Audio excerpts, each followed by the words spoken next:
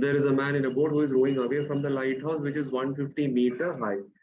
So children, they have already mentioned what is the height of the lighthouse, 150 meter. Let me label the height as AB. Okay. Let me label the height as AB. Now, it takes 2 minutes to change the angle of the lighthouse from 60 degree to 45 degree.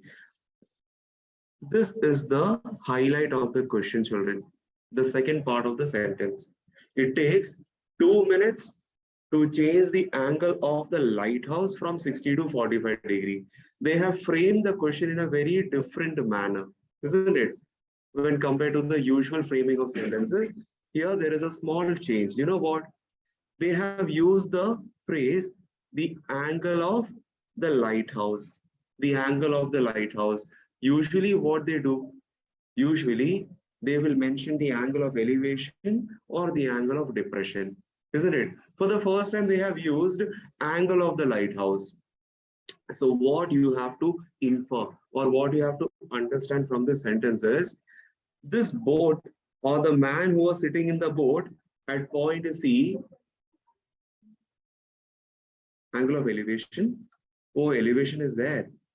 Okay. The angle of elevation of the top of the lighthouse is given. All right, fine. So children, when the boatman is at point C, he must be looking at the top of the lighthouse, which is point A, isn't it? Which is point A. So when this guy is looking at point A from this point C, how much is the angle of elevation? It is 60 degrees. All right. So I will label this angle as what? 60 degree. Now what is happening? The boatman is rowing away from the lighthouse. And you remember the trick which I taught you? The more you move away from the lighthouse, the lesser will be the angle of elevation. The closer you get to the lighthouse, the more will be the angle of elevation. In this particular scenario, what is happening? You are moving away from the lighthouse. So the angle of elevation will what? Decrease. So children, here, imagine the boatman rowed for a distance and he reached at point D. All right, he reached at point D. Now, they are telling you once he reaches at point D, the angle of elevation becomes what? 45 degrees. All right, 45 degrees. They are asking us to find the speed of the boat. Children, I think in the previous sum which we did yesterday, they had asked us to find the time taken by the boat and then the uniform speed of the boat, isn't it? Here they are not asking you to find the time taken by the boat. They are directly asking you to find the speed of the boat. So children, we will assume that the speed of the boat is uniform. Even though they haven't mentioned it, we will just assume that the speed of the boat is uniform throughout its journey. Okay? Throughout its journey, the speed of the boat is what? Uniform. This is just an assumption. All right. Okay. So what we have to do? Children, what is the time taken? What is the time taken for the boat to reach from point C to D? It is 2 minutes. And how did I understand that the boat took 2 minutes to reach from point C to D? They had written it took 2 minutes to, it took 2 minutes for the angle of elevation to become 45 degrees from 60 degrees. Isn't it? It took 2 minutes for the boat to be, for the boat, it took 2 minutes for the angle of elevation to become 45 degrees from 60 degrees. So children, I can say that the time taken from point C to point D is equal to how much? 2 minutes. Okay, let me assume that the speed of the boat is S. Let me assume that the speed of the boat is S. Now, I don't have to repeatedly explain what I did yesterday. Children, you know speed is equal to what? Distance upon time. And whenever you come across a sum which is based on speed, distance, and time in this chapter, you should always try to express the distance or the side of the right angle triangles in terms of its speed and time, isn't it? Huh? So D is equal to what? S into T. So children, in this case, what would be the length of CD? What would be the length of CD? It would be equal to how much? Speed into time. Speed is what we have to find. So I will keep S as it is, but the time taken to cover the distance from C to D is given to you. It's 2 minutes. So it is S into 2.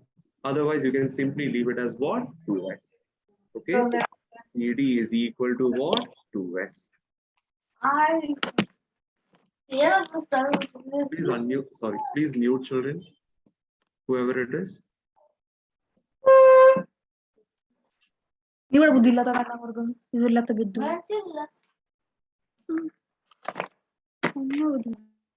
Janice. Sir? No, you are on unmute. Fine, children. So CD is equal to 2S. Did you all note it down? And did you all understand how it became 2 times S? Joanne, this side, everyone? Or 2 times S. Okay. Now, they are asking us to find the speed of the boat. All right. Children, we have 2 right angle triangles, isn't it? I'll do one thing. I'll just assume BC is equal to X meters.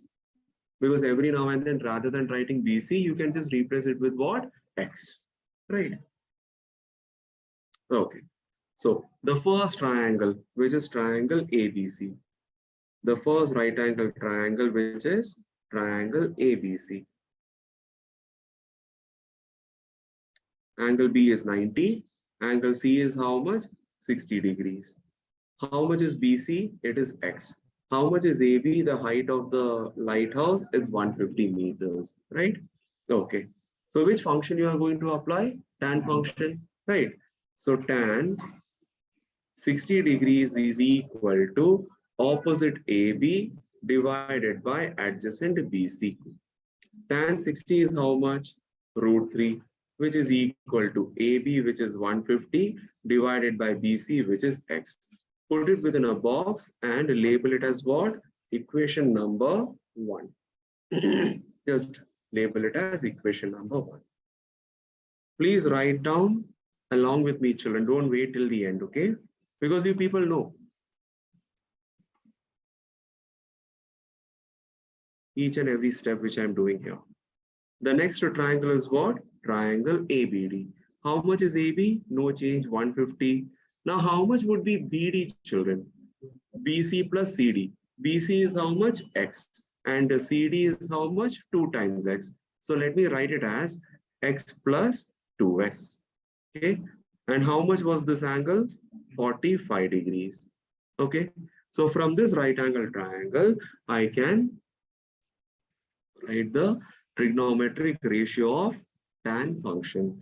Tan with reference to 45 degrees is equal to opposite AB upon adjacent BD. All right, tan 45 is how much? 1. AB is how much? 150 divided by BD is how much? X plus 2S. Okay, X plus 2S. So this is your second equation. Now, based on your requirement, we will be manipulating either equation number 1 or equation number 2. Children, I think the variable which we need to solve here, I think the variable which we need to solve here is variable S, isn't it? They are asking us to find the speed of the boat. So here this variable X is not at all required. So shall I replace the value of X with some value? Shall I replace X with some value from equation number 1? Can't I write X as 150 divided by root 3? I can do this. Hello, children, did you follow this? From equation number 1, X is equal to what? 150 divided by root 3. So let me take the value of X. Let me take the value of X, which is 150 by root 3, and substitute it into equation number 2.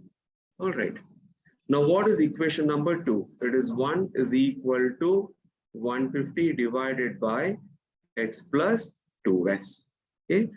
150 upon X plus 2S. Now, let's cross multiply. Let's cross multiply both the sides. It becomes x plus 2s into 1, which is x plus 2s, which is equal to 150. Simplified.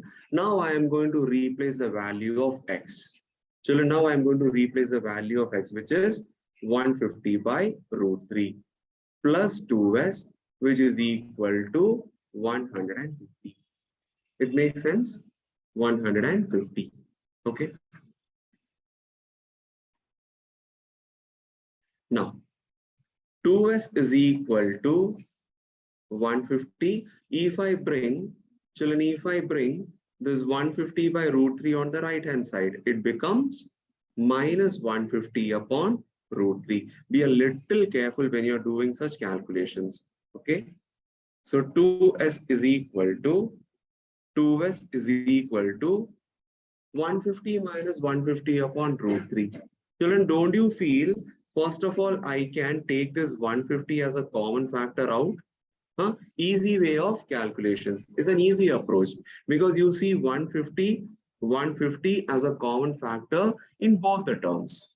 So why can't we take that 150 as a common factor out, and inside the bracket what we will have? 1 minus 1 upon root 3. Did you all follow this? I took 150 out. So inside the bracket what will be left? 1 minus 1 upon root 3. Jaren, is it clear? Is it clear? No.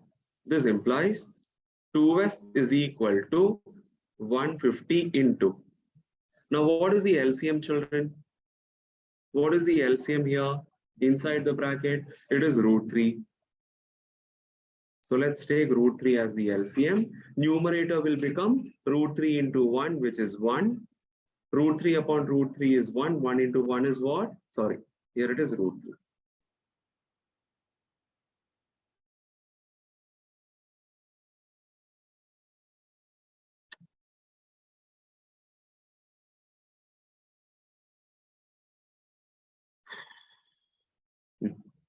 Root 3 minus 1. So 2s is equal to. Now how to further simplify this? Children, can't we try removing the irrational number from the denominator? What say? We can try removing the irrational number from the denominator. What is the irrational number in the denominator? Is root 3, isn't it? So the rationalizing factor would be what? Root 3 itself. So I'll be multiplying both the numerator and the denominator with root 3. So it becomes root 3 minus 1 upon root 3 into root 3 divided by root 3. Okay. So 2s is the, it's correct? Is correct, children? So 150 into, now root 3 minus 1 upon root 3 into root 3 upon root 3. The numerator will become, the numerator will remain the same, children. What changes you will bring? It will be 150 into root 3 minus 1 into root 3 divided by, yes, definitely the denominator is going to change because root 3 into root 3 will be what? 3. Now what will happen next? 3 ones are and 3 50s are. So 3 and 150 gets cancelled out. Okay. Now 2s is equal to what? 50 into root 3 minus 1 into root 3. They were asking us to find the speed.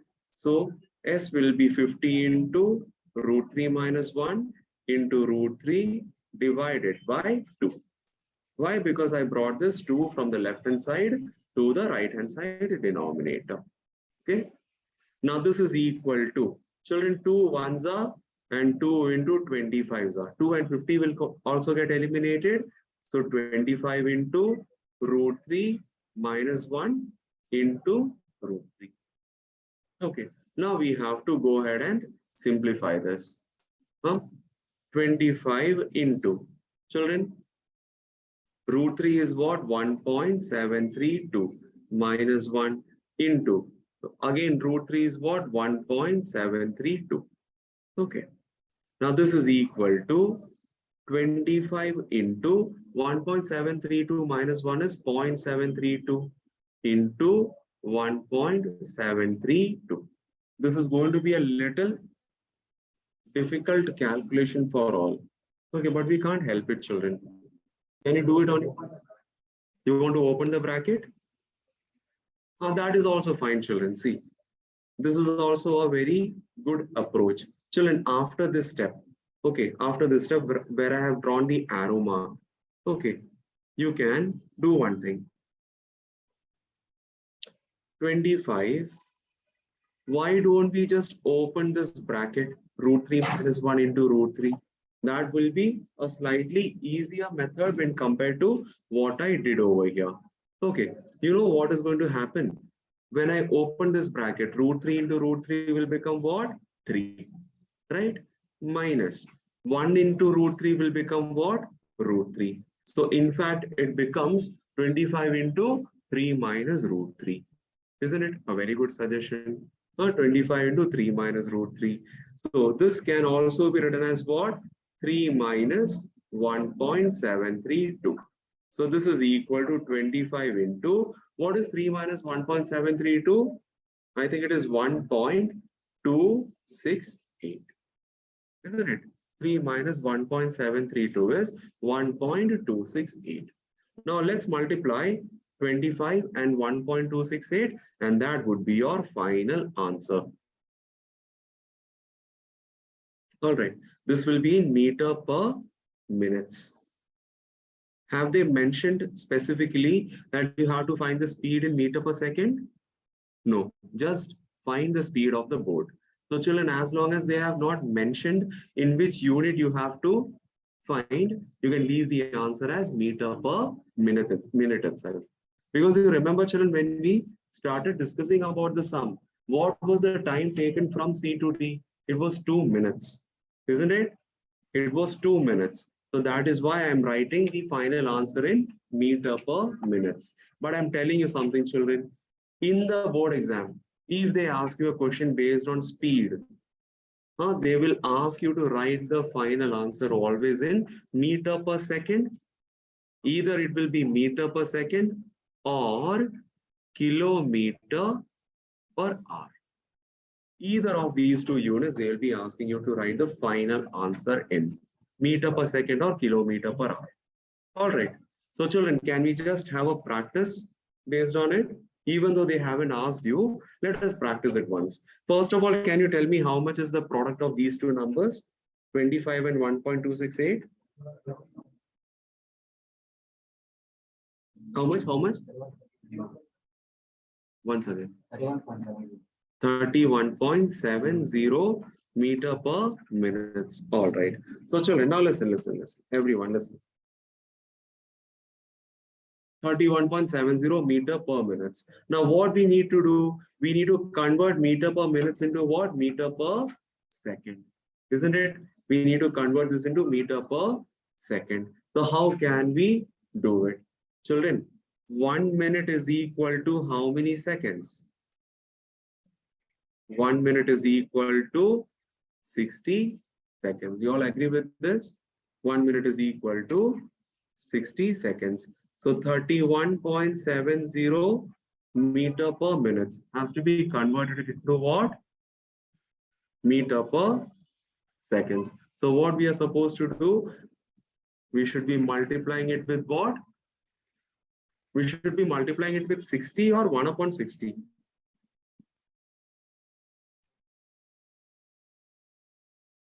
One upon 60 or 60? Think over it, everyone. 1 upon 60? How many of you say 1 upon 60? And what is the reason behind it?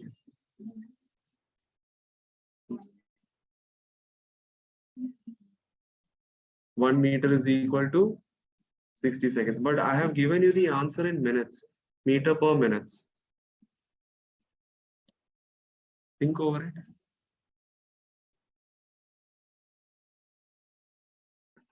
What they are asking us to find? Meter per minute into what? Meter per seconds.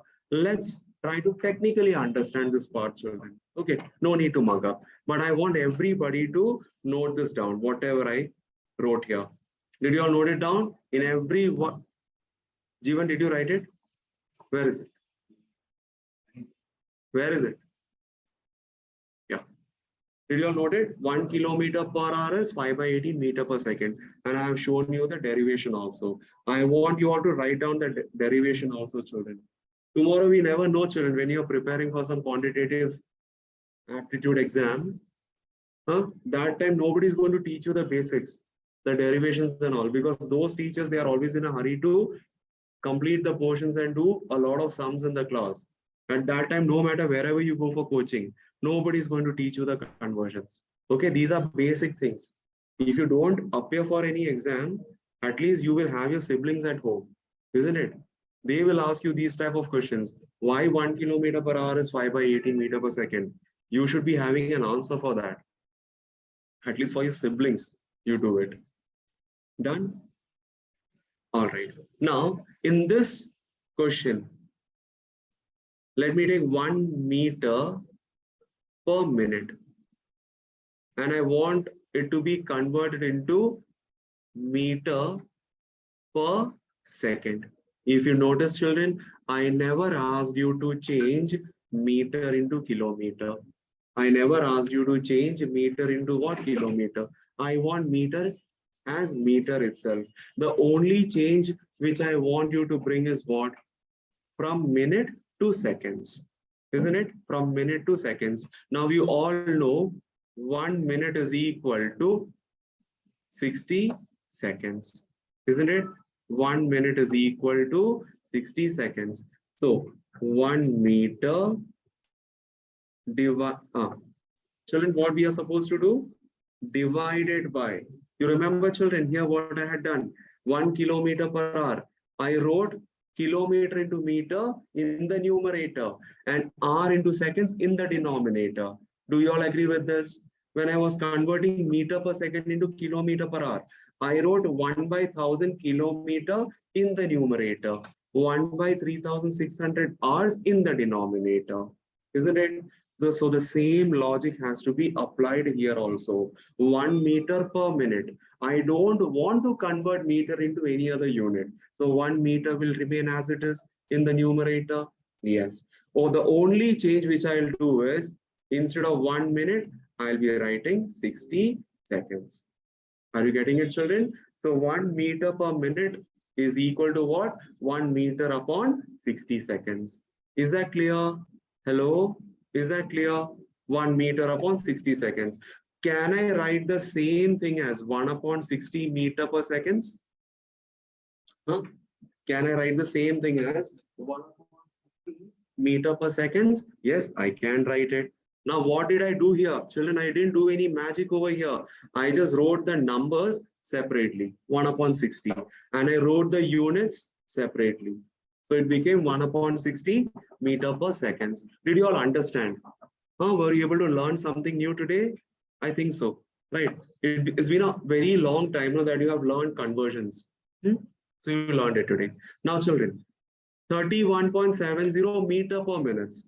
So you have to convert this into seconds, meter per seconds. What you will do? Multiply 31.70 with 1 upon 60. See this, children?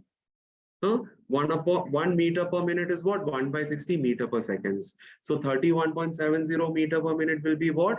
31.70 into 1 upon 60 meter per seconds. Hello, children. Sandra, Angie, everyone followed? Followed it? That side? Everyone. Online students? Is it clear? Fine, children. Monish, Albina, Gopika, okay, fine. Ron, Sachin, Harini, Alvin, Aditya, Rian, everybody understood this? Freddie? Okay, so let's find the final answer. 31.70 into 1 upon 60. I'll write it here. 30, Amal, did you follow it? 31.70 into 1 upon 60. Now, how can you solve this? Very simple, children. Let's multiply the numerator and the denominator with 100. Isn't it? Let's multiply the numerator and denominator with 100. So 31.70 into 100 is what? 3170. 60 into 100 is what? 6000. Definitely it is going to be a decimal value. It may be 0.5 or something. How much? 0.5. One more decimal place. 0.528 meter per second. All right. In the board examination, they never give you such complicated numbers. Okay, very easy numbers they will give. But it's always good to learn complicated things also. Your confidence level boost up like anything. Okay. Fine, children. So this is the final answer. Any doubt, children? No doubt? All right. Now, in case, children, in case you are solving a sum like this and they asked you to convert in case, convert 31.70 meter per minute into kilometer per hour. Into kilometer per hour. How would you do the conversion? So let's understand it, children. Meter per minute has to be converted into kilometer per hour. 1 minute is equal, 1 meter is equal to how many kilometers? 1/1000 kilometers. So I will write it in the numerator. 1/1000 kilometers. 1 minute is equal to how many hours? It is 1/60 hours. You all agree with this? 1 minute is equal to how many hours? 60 hours. You're wondering how it is possible? See this, children. 1 hour is equal to how many minutes? 60 minutes. Therefore, 1 minute will be how many hours? It will be 1/60 hours. Agreed? Huh? So it becomes 1/1000 whole divided by 1/60. Now, children, then and there itself, you have to do the simplification. So 1/1000 into 60/1. 0, 0 cancel. 2 3s are and 2 into 50s are. So you can in fact say meter per minute is equal to what? 3/50 kilometer per hour. Just note it down. Okay. I'll pray that these kind of sums will not come. Okay, it shouldn't come. But still, for your knowledge, note it down. Huh. For meter per second? They said no, that's why I just wrote it. I didn't even think about it. So you can just leave it as 0.59 meter per second. Thank you, Jeevan. Oh, sorry, 53, right? 53. Sorry, 0.53 meter per second. Okay. I hope you all know the reason why am I writing it as only 2 decimal places. Because 1 meter has got 100 centimeters. Only 2 decimal places should be mentioned. That's right. Nabil, Joshua, Jared followed everything. Yeah. You learned something new, right, children? Yeah. Note it down, and whenever you get some free time, just redo it. Okay, fine. The next is sum.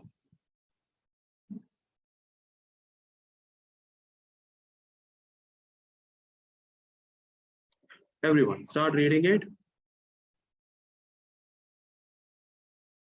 Question number 11.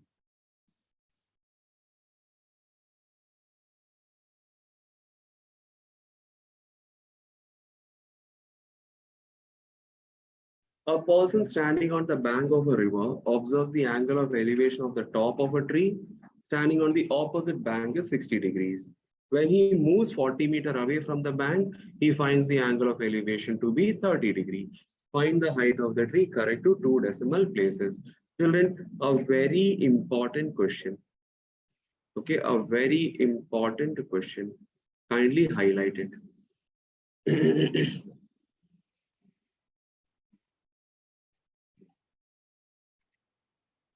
Highlighted.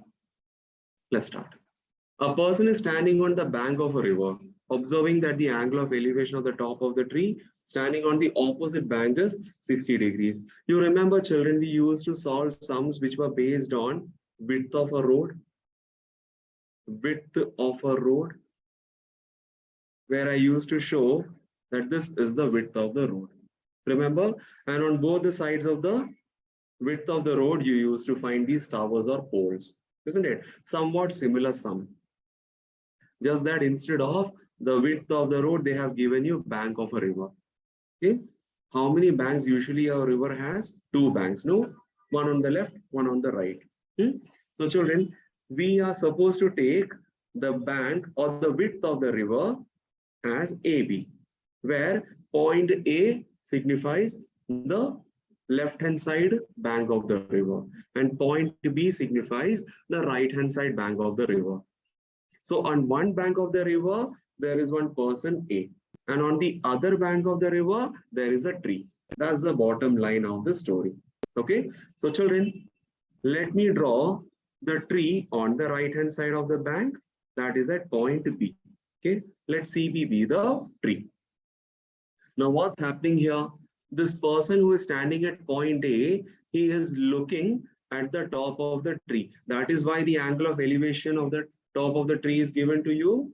Yes. So children, from point A, I'm going to draw the line of sight to point C. And how much was the angle of elevation? It was 60 degrees, isn't it? It was 60 degrees. Now, what is happening? This guy who was observing the top of the tree from point A, he started moving away from the tree, or he started moving away from the bank of the river. All right, children, if I say away from the bank of the river or away from the tree, the meaning is the same? Yes. So let me show where this man is standing at this point of time. This man moved away from the bank of the river. That means from point A, he moved away to point D. Now, children, it's quite obvious. The man is moving away from the tree. That means the angle of elevation will decrease, isn't it? So the new angle of elevation is how much? The new angle of elevation is how much? 30 degrees. See this? When he moves away from the bank, he finds the angle of elevation to be how much? 30 degrees. Now, they are asking us to find the height of the tree. So let me label it BC as H. Okay. How much will be AD? How much will be AD? AD will be 40 meters, and the reason is what? He has moved from point A to point D by a distance of 40 meters. So I can take AD as what? 40. All right. Now they are asking us to find the height of the tree correct to 2 decimal places, and then we will find the width of the river. I'll give you only 3 minutes time to solve the sum. Only 3 minutes time. Start doing it. Online students, once you're done, please send me the answer. Okay. Let's start. Just read the question once. Anoki, did you solve it? The previous one? We will do it at the end of the session. Okay, solve it on your own and then leave. Whoever I have asked to stay back, okay? Yeah. So children, Nabil and Intisham, you both solve it, show it to me and then leave. The horizontal distance between two towers is 75 meters. And the angular depression of the top of the first tower, as seen from the top of the second, which is 160 meter high, is 45 degrees. In one single breath, they completed this question, isn't it? Without any comma and full stop. The horizontal distance between two towers is 75 meters. Children, are both the towers of equal height or different height? I think it is different height. Even you feel the same? Yeah, both the towers are of different height. You know what is the reason behind it? You can confirm it by reading this part of the question. The angular depression of the top of the first tower as seen from the top of the second, which is 160 meter high. So children, one of the towers is 160 meters tall, and they are asking you to find what the height of the first tower, isn't it? So children, from here itself you can make out that the two towers are different in size, because second tower is 160 meter. They are asking you to find the height of the other tower. So obviously the two towers are different in height. Now let me draw these two towers separately. One is shorter in height and the other one is taller in height. Okay, like this. The other one is taller in height. Now what's happening? the horizontal distance between two towers. That means if I draw a line of horizontal between these two towers, it is going to be how much? 75 meters. Right? Janice, is it clear? Yes, sir. Okay. Let me name the first tower as AB and the second tower as CD. Okay. Now what's happening? Children, the angular depression means angle of depression. The angle of depression of the top of the first tower as seen from the top of the second tower, which is 160 meter high, is 45 degrees. The angle of depression of the first tower, the angle of depression of the top of the first tower as seen from the top of the second, which is 160. That means, children, this is the second tower, which is 160 meters. Somebody is looking from the top of the second tower to the top of the first tower, where the angle of depression being 45 degrees. Is it clear, children? I was reading the question and creating the figure also at the same time. Okay. Now, this is one question where students have a doubt, usually have doubts. How did I decide that the person is standing on top of CD and not on top of AB?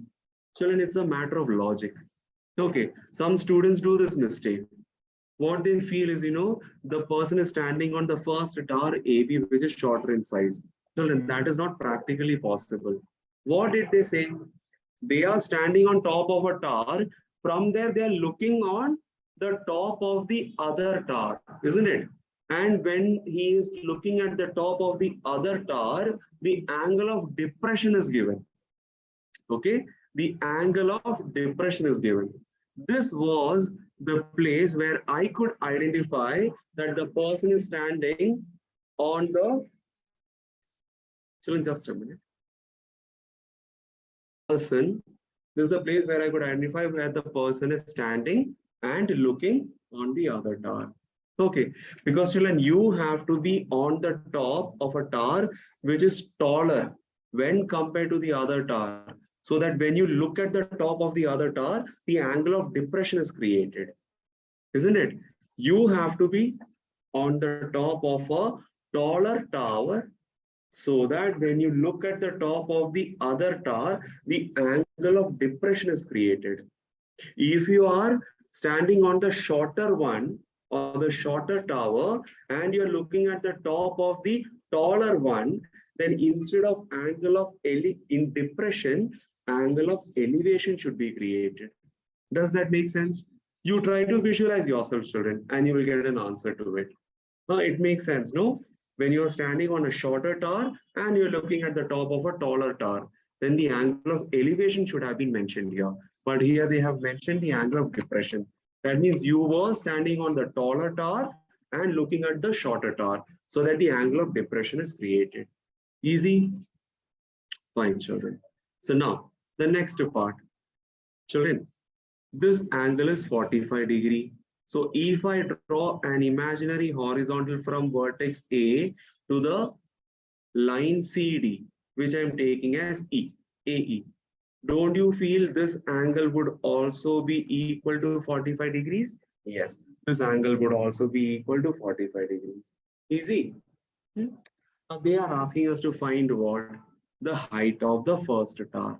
The height of the first tower means this is what we have to find. AB. I'm just denoting it with small letter H. Now, children, again the same old rule. If the given shape is a rectangle, then the opposite sides of the rectangle are what? Equal. So if AB is equal to H, then ED is also equal to H. Again, BD is equal to 75, then AE is also equal to 75. So easy. Now, we have to find the value of H. Children, look here, everyone. You know that the whole of CD is equal to how much? The whole of CD, that means the height of the taller tower. How much it was? 160 meters. out of which ED is what? ED is assumed to be H, isn't it? ED is assumed to be H. So children, can you tell me how much would be this portion? CE, exactly 160 minus H. You all agree with this? The whole of CD is 160, out of which ED is H. So the remaining portion CE will be how much? The whole of 160 minus H. Okay. Now, let us use the right angle triangle AEC. Let us use the right angle triangle AEC. So this is A, this is E, and this is C, where this angle is 90, this angle is equal to 45, and this side is equal to how much? 160 minus H. Okay. And AE is how much? 75 meters. Shall we apply tan function? So when I apply tan function, it becomes tan 45 is equal to opposite EC divided by adjacent AE. How much is tan 45? 1. EC is how much? 160 minus H divided by AE is how much? 75 meters. So children, if you cross multiply, you get 75 is equal to 160 minus H. If you bring minus H to the left, it becomes positive H. If you bring 75 to the right, it becomes minus 75. You all did the same way? Very good. So 160 minus 75 is what? 80, 85, no? 85 meters. Very good. How many of you solved? Raise your hand. Very good, children. Very good. Here also, Maria, Harini, very good. Online students, Purva, good job. Joel, Janice, good job. Good job. 85 meters. Next is sum.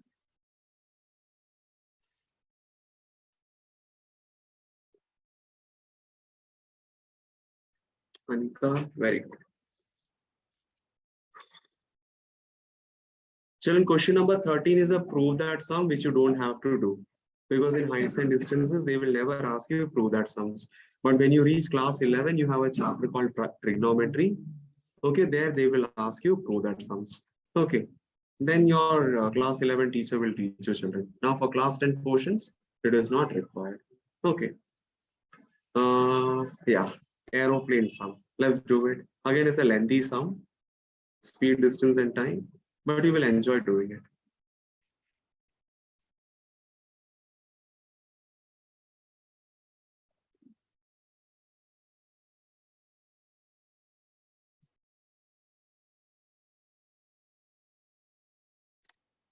Start reading.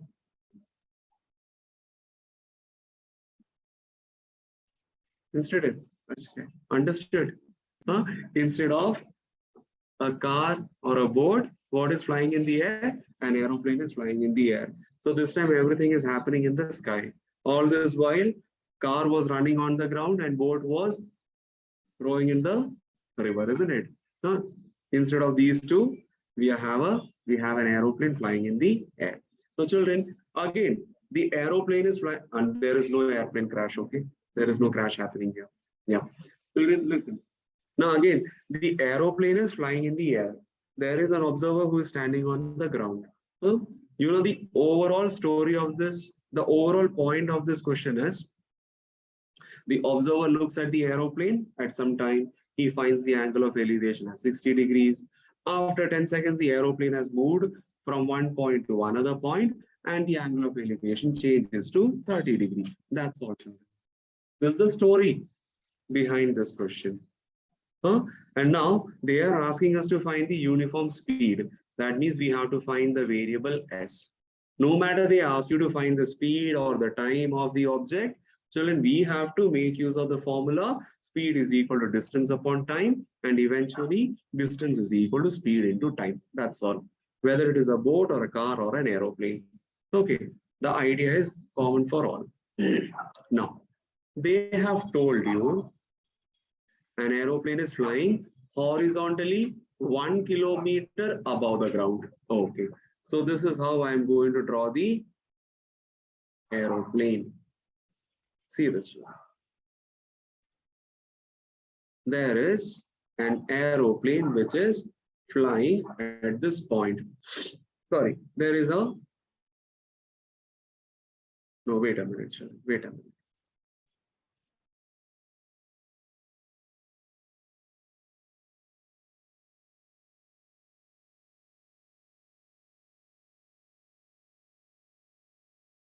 Let me draw the observer first.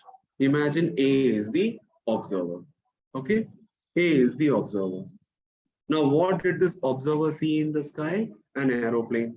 Children, this aeroplane he found at point B, okay?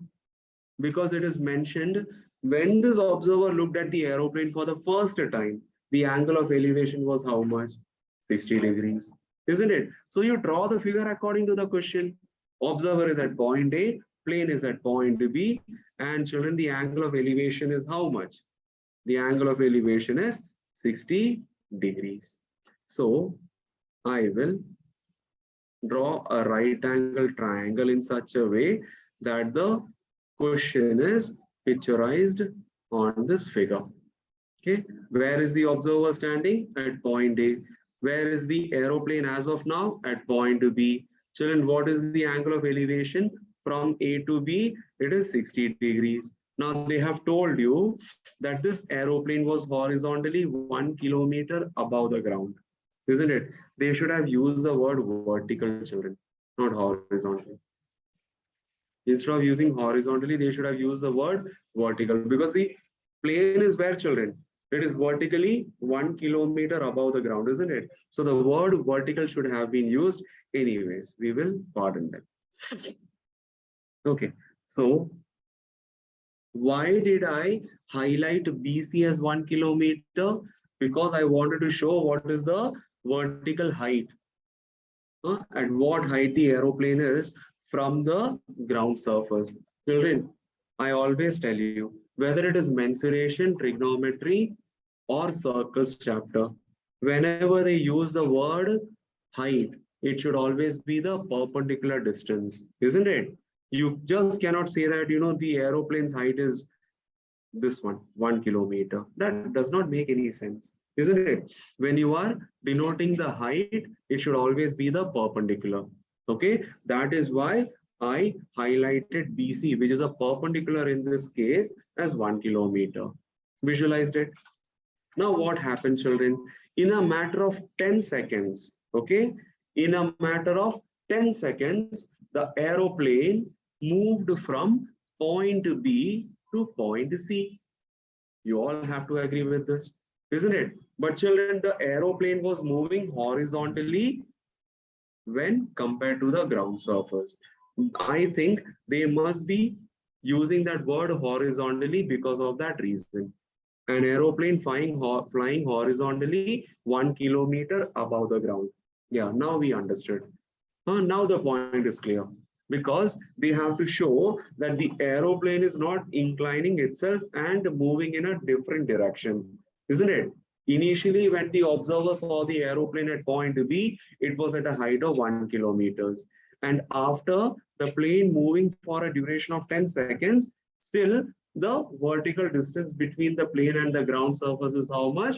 1 kilometers. That is why they were telling us that the aeroplane is horizontally moving at a height of 1 kilometer.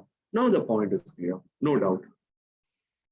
Okay, so let me show the vertical distance of the aeroplane to the ground surface is 1 kilometer, just by drawing one more perpendicular from point C to point E, which is on the ground surface.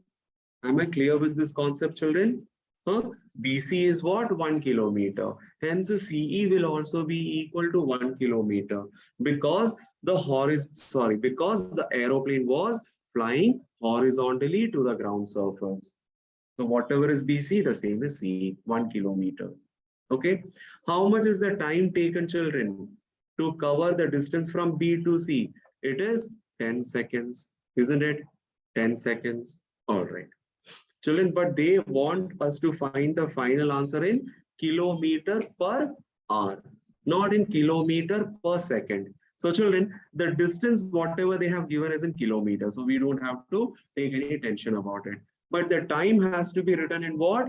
Hours. So let us convert this 10 seconds into hours in the very beginning itself. Why we have to wait till the end? Isn't it? In the very beginning, we can do the conversion. All right. So children, 10 seconds has to be converted into what? Hours. Children, you all know how to do it? Okay, fine, I'll help you.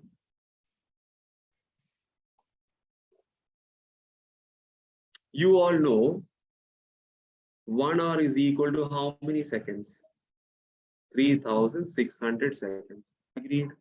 1 hour is equal to 3,600 seconds. In that case, 1 second will be how many hours, children?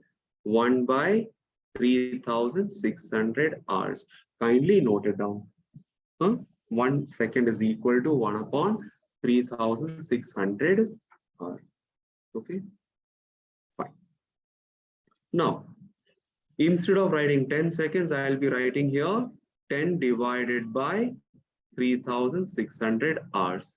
And that is equal to how much? 0, 0 cancel, 1 upon 360 hours. Okay? Yeah. Fine, children. Now, 1 upon 360 hours. When this guy was looking at the aeroplane after it reached point C, how much was the angle of elevation? It was 30 degrees. Am I right, children? When this observer was looking at point C, the angle of elevation became 30 degrees. It's quite normal, no, children? Now, because the aeroplane is moving away, so the angle of elevation is also decreasing. All right, the figure is ready. The figure is ready to use. Now let us divide this figure into two separate triangles.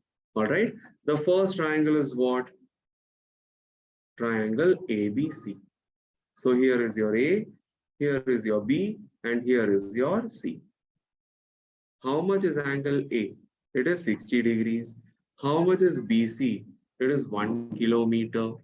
Now, children,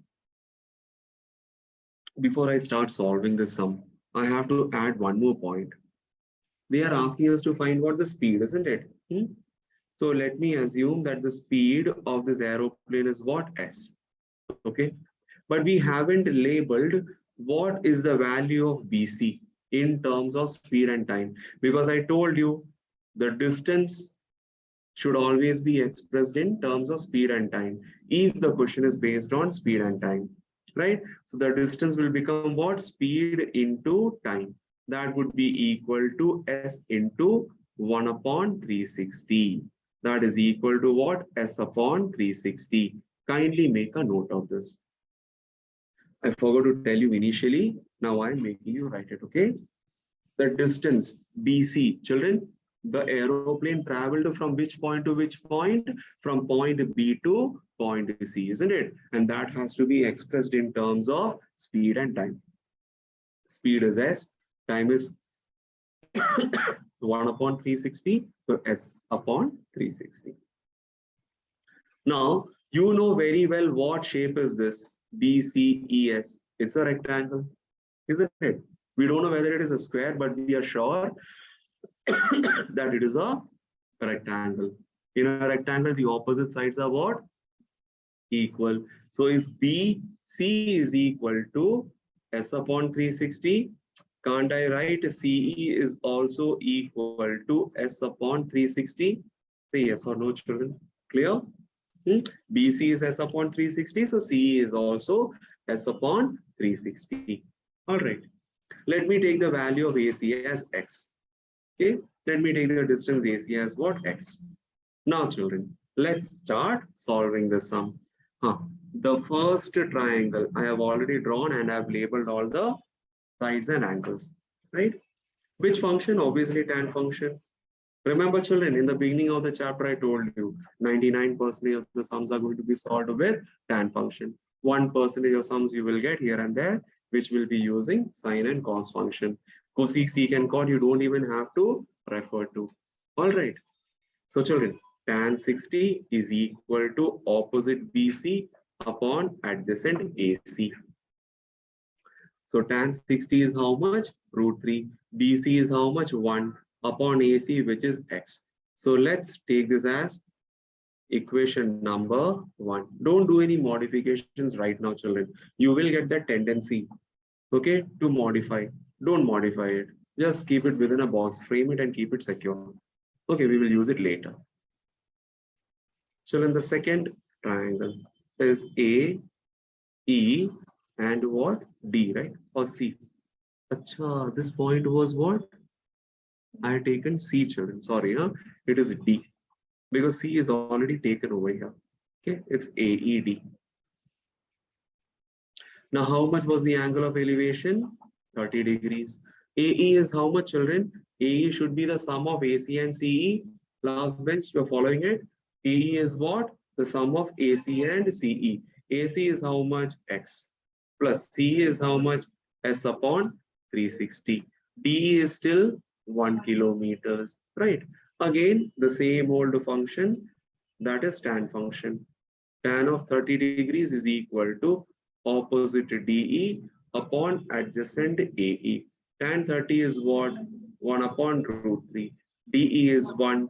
AE is how much? X plus S upon 360. Okay.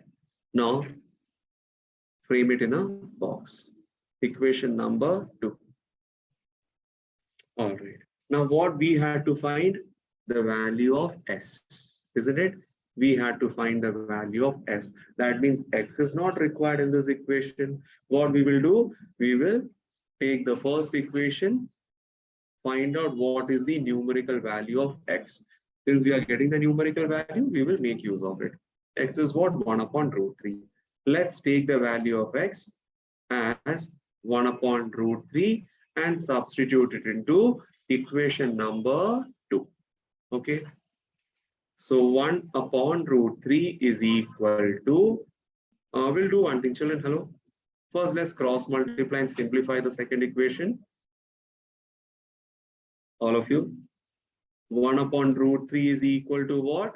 1 upon X plus S upon 360. Right. Now let's cross multiply both the sides. So you get X plus S upon 360 is equal to what? Root 3 into 1, which is root 3 itself. All right. Now what is X, children? X is 1 upon root 3. So 1 upon root 3 plus S upon 360 is equal to what? Root 3. Right?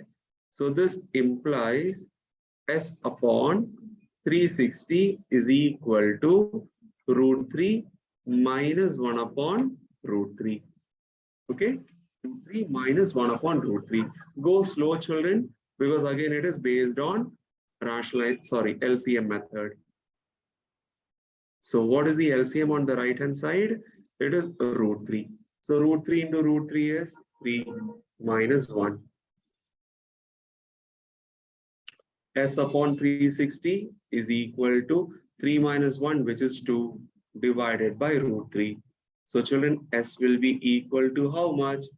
360 multiplied by 2 upon root 3. Solve this in 1 minute and give me the answer. Offline students, I'm coming to your place. Solve it in 1 minute. I need to get the answer.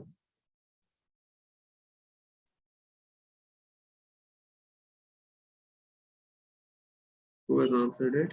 Caitlin? Caitlin. Then you can leave, Caitlin, if you're not well. Amal, what did you mean? There is 2C in diagram. Okay. I changed it. Bye, Caitlin. See you tomorrow. Huh? Very good, Freddy. Yes, Amal. Yeah.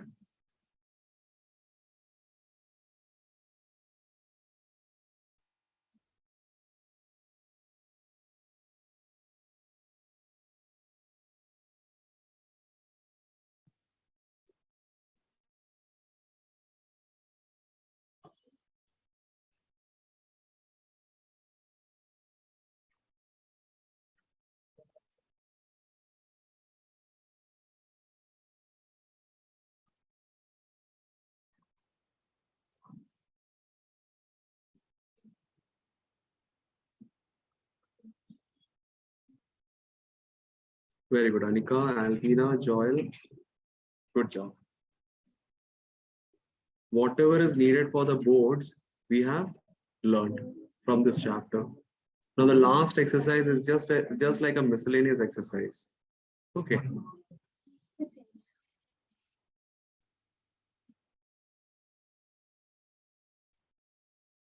Here was the answer. Good.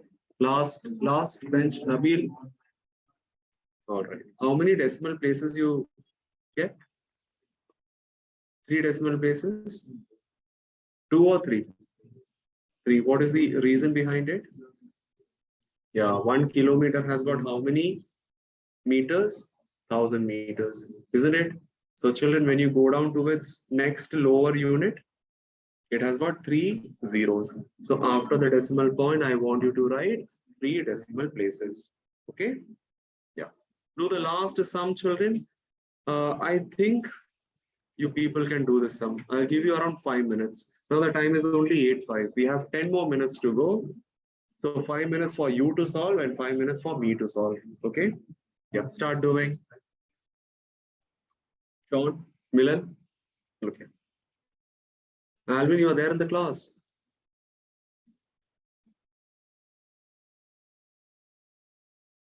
Very good, Janice. Harini is still solving. Okay. From the top of a hill. So let me draw the hill over here.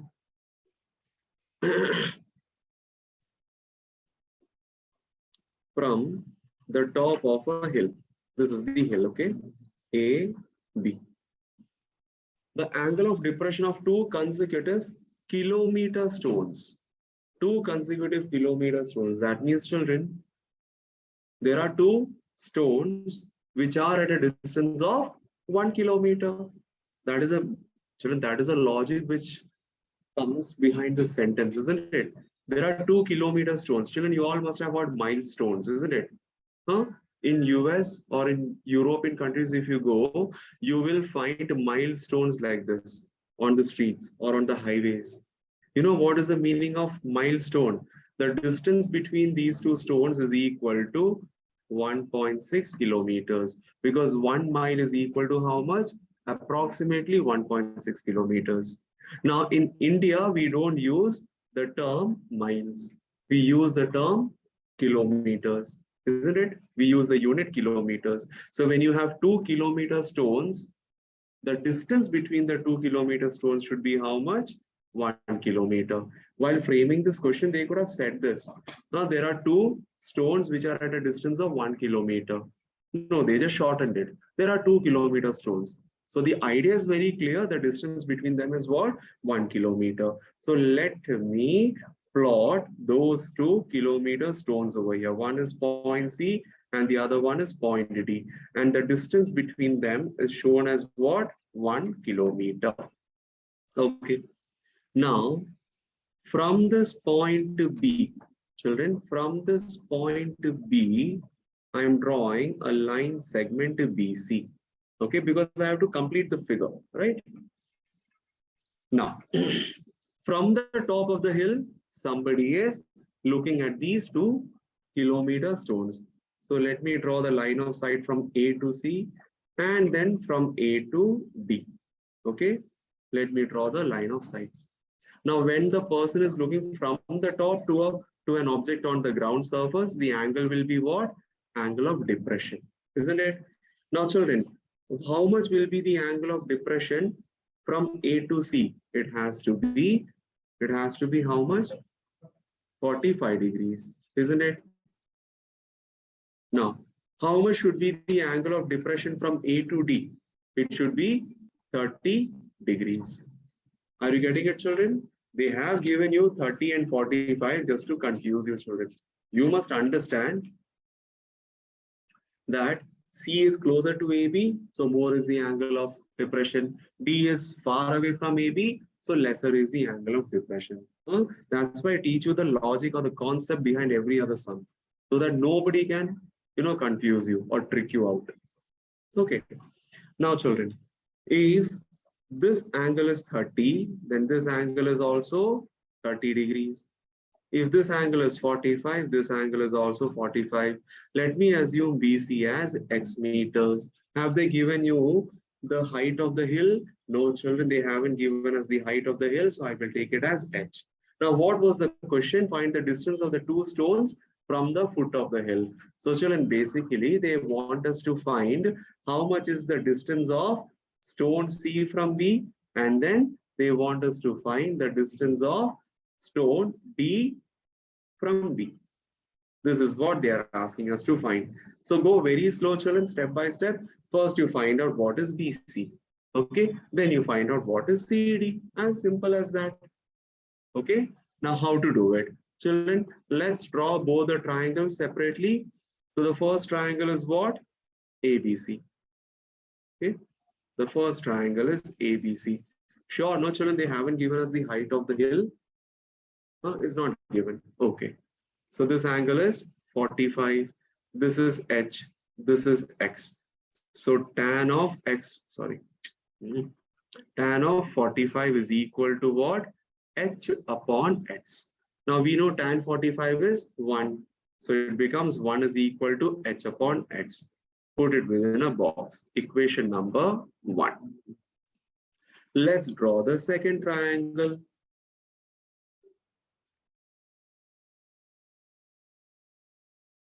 Draw the second triangle. That is A, B, D. Angle is 90. This angle is 30. AB is H. And what will be BD, children? X plus 1, isn't it? Yeah, very good. X plus 1. Now let's apply tan function over it.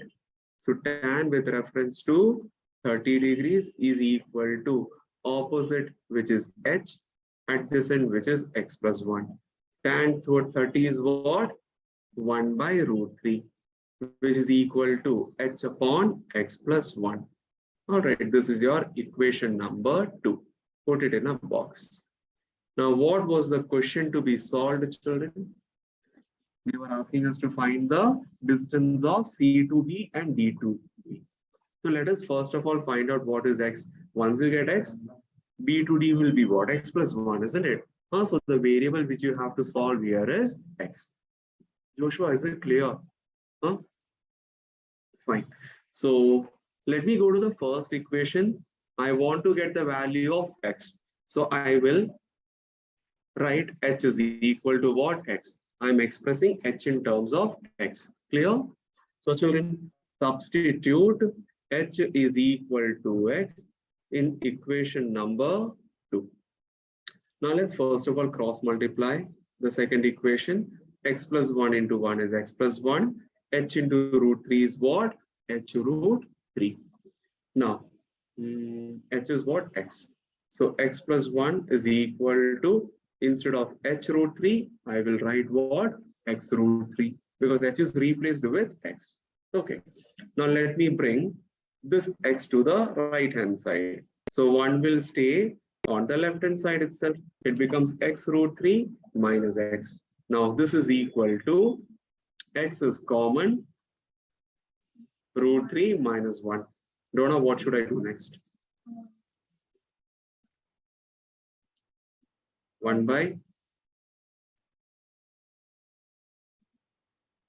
Now tell me, what should I do next? 1 upon root 3 minus 1. Rationalize the denominator. So I should be multiply the numerator and denominator with root 3 plus 1. Very good. So the numerator will remain what? Root 3 plus 1 divided by. Now the denominator will be root 3 minus 1 into root 3 plus 1, which is 3 minus 1. So root 3 plus 1 divided by 3 minus 1 is what? 2. Right? Now you can't do anything further. Root 3's value is what? 1.732 plus 1 whole divided by 2. So it becomes 2.732 divided by 2. Whatever is the answer after dividing these two numbers, that is your answer. Okay. 1.36, 1.3366 kilometers, right? Sorry, it's kilometers. Second exercise is over. Okay.